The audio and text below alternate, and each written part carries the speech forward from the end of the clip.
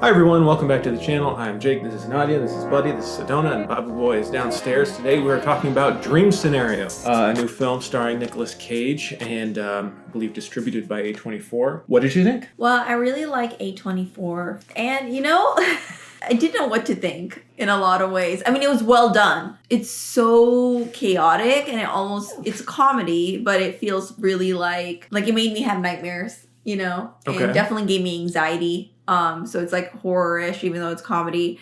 I thought it was really well made. It was really funny. I wish some of the things had gone a little bit different and later in the film, but that's more maybe me being a hopeful audience or my type of content. But Nicolas Cage is a phenomenal actor. He looks so completely different in this movie, and it kind of actually, it's funny. It reminds me of Mandy. Okay. The way he acted in this. I don't see that at all, but... The way, I mean, it's not a spoiler to be like he's in people's dreams. Some of those dreams in the movie, it reminds me a lot of like the Mandy film where there's like the drug situation and... Right. So for context, yeah, the movie is about a guy who is appearing in people's dreams and appears in like everyone's dream, and he becomes a celebrity and very like timid and not very outgoing. I have to agree. Nicolas Cage's performance is really fearless. He's doing like a really dweebish kind of thing. I don't know, sort of like a Woody Allen impression a little bit, and very like, he's just always fearless in every performance he does. He's not afraid to look stupid, and sometimes he does look stupid in certain roles, but this role really, he just brought a lot to it, and the movie wouldn't be nearly as entertaining without him at the center of it, I think. That being said, I didn't like this movie. Oh, okay. Yeah. I liked it, so I would give it probably like a 7.5 out of 10. What would you give it? I'd give it probably a 5 out of 10. And I think... Why? I think that there are people who are really enjoying this movie, and I was really excited. I thought the trailer looked neat. I thought the premise was fun. About halfway through the movie, I thought, is this kind of all we're going to be doing here? And I was waiting for something else. I was waiting for it to take the concept to its limits or to say something. I don't know, just anything. It kind of felt like, oh, this is a good 30-minute short film. What's funny is that we saw it with, your cousin Chris, and he said right after the movie, the one thing that made it all click for me of why it wasn't as satisfying, he said, oh, it's like a Black Mirror episode. And I was like, exactly. I like Black Mirror and you don't. Well, I like some Black Mirror, but I think some of the Black Mirror episodes I don't like are the ones that are just like, wouldn't it be crazy if your mom was a phone? Wouldn't it be weird if this happened? And I'm like, yeah, it would be. And that's kind of what the movie felt like to me, like a shrug. And it felt like the end of the movie, they were trying to go like, what are we saying? Like, what do we have to say about celebrity? And the things it was saying about celebrity and like internet culture, I thought were kind of shallow and stuff that we've tread on before, very common material. So while yes, there's some interesting and fun stuff. Like if you watch the trailer, you kind of know what you're getting, and that's what the movie is. And I didn't find much else there. I thought the pacing was a little slow, but it just felt like I wanted more, and I felt kind of like empty at the end of it. What the things it had to say about like cancel culture ultimately and that sort of stuff, I just didn't think was very interesting or insightful. And I don't know, it was just kind of like, okay, that's that. It didn't go crazy zone. It was like Charlie Kaufman straight to DVD. But that's what I liked about it. Not like straight to DVD. I don't agree with those points, but I think it's just like maybe it comes down to taste, because the Black Mirror episodes that you don't like, I know exactly ones that you're talking about because I try to watch them with you. They are very like uneasy, kind of unreasonable, meaning like there is no logic. It's just kind of like... No, that's not the issue. The issue for me is like they're just saying something really basic that's just like, oh, what if this happened? Wouldn't that be weird? Yeah, but the way that they went about the story is very interesting. Like it doesn't have to be... Like a good movie doesn't have to be this grand, phenomenal concept. A lot of great films are simple concept that are just like, what if? And I thought like the acting was superb. The script was really well made, even though you wouldn't, because you obviously think it should be straight to DVD type of film. But I mean, when we get into spoilers, I'll explain a little more, I think, of why I thought the character arc and the character himself was unsatisfying to watch. It followed the whole movie. It was just kind of got dull because it's like he's kind of like an unlikable character the whole time, and not that you can't have that and have an entertaining film, but I thought that it was trying to have like, especially with the ending, kind of like this transcendent moment, but it didn't never hit for me. I was just oh my god, I have something to respond to that, but it's going to be spoiler. Should we just get to it? Well, let's wrap up our thoughts before we get into spoilers. I do think like the cinematography was great. I thought the directing was fine. There were some interesting moments, but it did feel like a movie trying to be like, all right, we're being quirky. I thought the dream scenes weren't nearly dreamy enough. You know, there were funny moments, but then ultimately it becomes a movie about like cancel culture and advertising and the internet age. And I felt like it just didn't have, it wasn't satirical enough, and it wasn't deep enough. It was like trying to be a satire, but also like a character study. Like I just felt like it didn't hit home. It wasn't focused enough, and it just kind of felt like, all right, we have this fun, interesting concept. Would you rather it be Beau is Afraid type of film? Like, I don't understand when you say it's not deep enough. Like, no, I think you Beau could get Afraid, really deep, but then it becomes a different type of film. Beau is Afraid is a completely different type of film. No, but like if this was deeper, if it was deeper, then you would take out the comedy aspect of it. If you would take out, not at all. I just feel like it's a completely different film, which is fine. But I also think like this film in itself is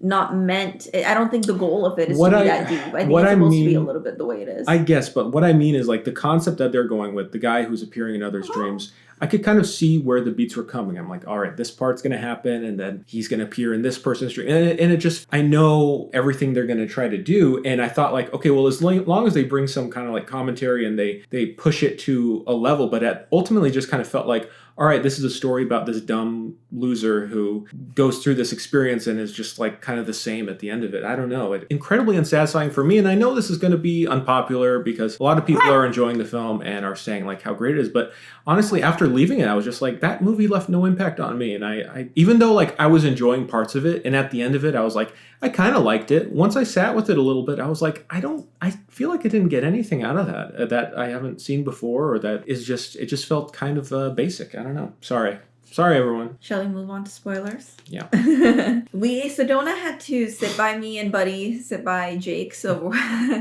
without further ado, we're going to move on to spoilers. 3, 2, 1. I disagree with what you said about like there not being an arc. I thought that Nicolas Cage's character was basically like a godlike parent present in a lot of dreams, where he was just watching and observing without doing anything, and he had a problem with that, right? Because he was very passive, like when looking at dream scenarios and also looking at his real life, he was a passive character. And by the way, I had a problem with when he like his passiveness, and maybe this is the way I took it, but when he met his ex-girlfriend and his ex-girlfriend was like, oh, you changed your last name? It's like, oh yeah, I mean, I wanted to or whatever. And it's like, it kind of like, I didn't think that was necessary. I don't like the fact that like they made like the last name as like a passiveness, almost like commenting on his masculinity. But that's... Well, I thought the whole movie was just like, it was just I didn't like that. Oh, this guy is like, a loser. Like, it made it seem like he was like, you know, in a traditional sentence, like he wasn't wearing the pants in the relationship, and I just didn't like that. I thought that was unnecessary commentary, and I really didn't like that. I just felt like he was a caricature the whole time of just like a middle-aged But let me get back to it. Okay. Like, so basically, he went from someone who was passive in real life and also in dreams. And there is big hint, especially later in the film, that his subconsciousness has something to do with the way he appears in people's dreams, right? Because when he has that, like, an affair-ish moment, and then he ends up farting and embarrassing himself, that's when all of him in the dreams appear angry and want to like So, and then because people are trying to like hurt him, basically end his career, you know, really sabotage his personal life, he gets even more angry. Those kind of dreams never stop until basically he has a mental breakdown. So that is, I think, the arc in itself is just how something that he went from a passive person who wanted to publish a book about the career that he's really interested in, not having that opportunity to try to use this newfound fame as a way to make his dreams come true, look at it in a more naive perspective. And then when things turn on him, then he becomes angry in real life and in dream scenarios. So one thing that's consistent throughout the film with his character is that he's helpless one way or another.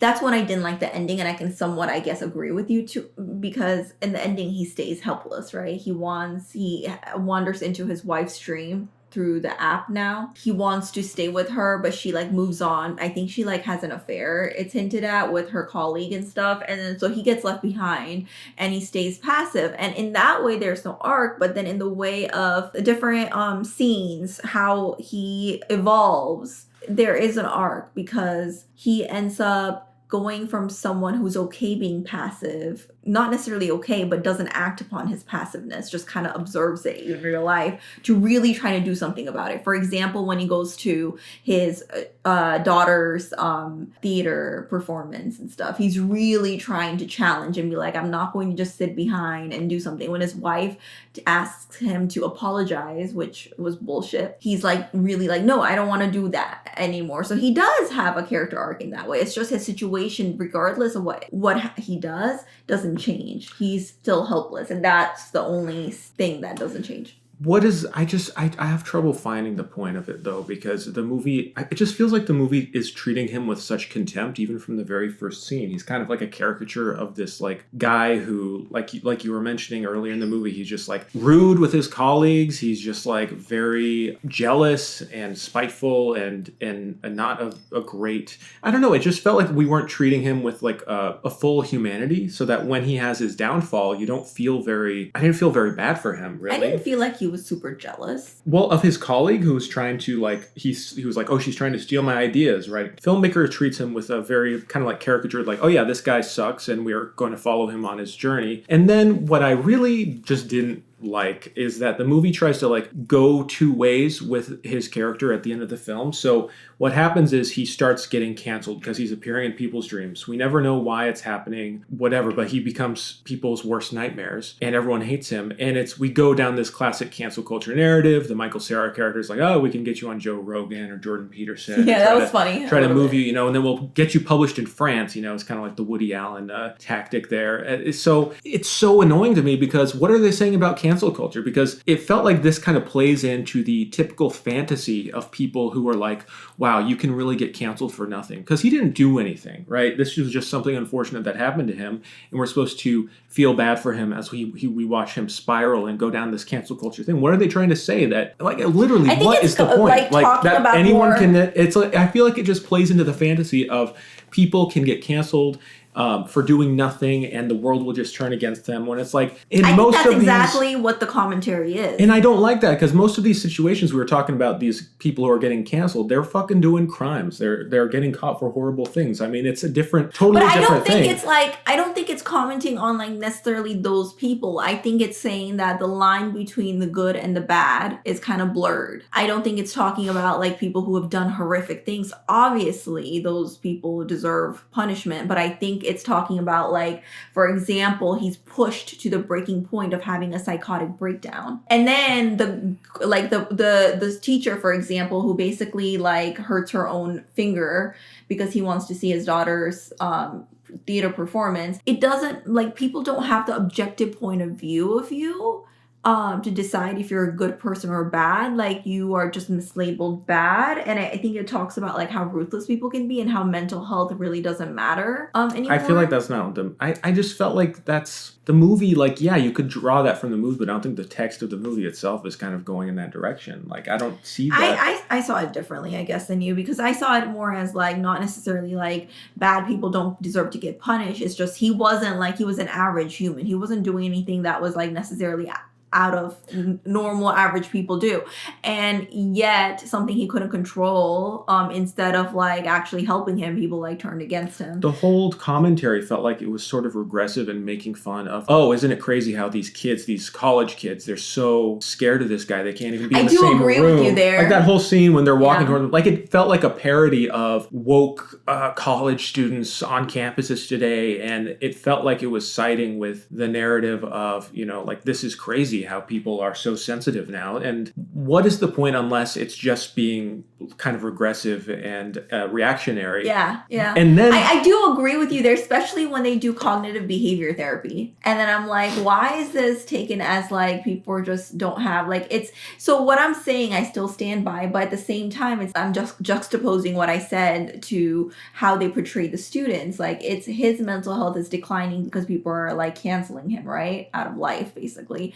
But then at the same time, no one really cares about like other people's mental health. It's not his fault, but at the same time, like cognitive behavior therapy, which by the way I stand by, it's just kind of made it as a joke, right? And that it doesn't really work. And also at the same time, back to my earlier point about like the whole gender dynamic between the wife and the husband is also very very much commenting on something that doesn't have anything to do with, it's like trying to make a political point that it is something when it doesn't have anything to do. Like, he can have the dynamic that he has in the relationship and still be like, still other things occur, right? Like, it's just, there's not like mutually exclusive, and so or inclusive, and so it's blurring the line for me. But then the movie pivots and starts making fun of like Gen Z influencers with like entering your dreams, which like, okay, I guess that's like a fun skit, you know, like commentary, but it felt like it's just there and we aren't really doing with it. It didn't feel like it coherent with I was fine with that commentary because it was about like product consumption and about like how we're moving on to the next. And I do think that actually does. Look, my issue with that is that it felt kind of obvious, and like, yeah, you can make like what if people went in your dreams and had products, like, yeah, good Black Mirror bit, like I can see that, but then the movie is trying to have like deeper themes about like alienation and like being a divorced dad and like how he just wants to appear in his wife's dream.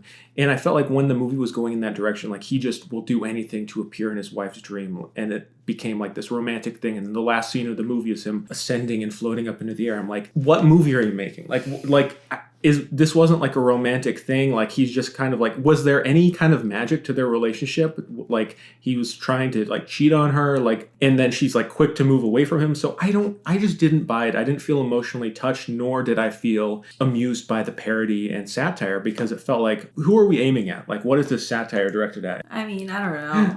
I agree with you in some points, and I don't agree with you in other points. So I don't really have anything else to say. All right. I feel like people will side with you. I mean, I don't know. You made some good points. The movie just rubbed me the wrong way, so that could be it too. It's just not my thing. I think the political commentary it was making was like really contradicting itself. And I think you made some really good points in proving that. Thank you. You had some valid points yourself. Well, thank you so much. Yeah. Well, let us know whose valid point you agree with more.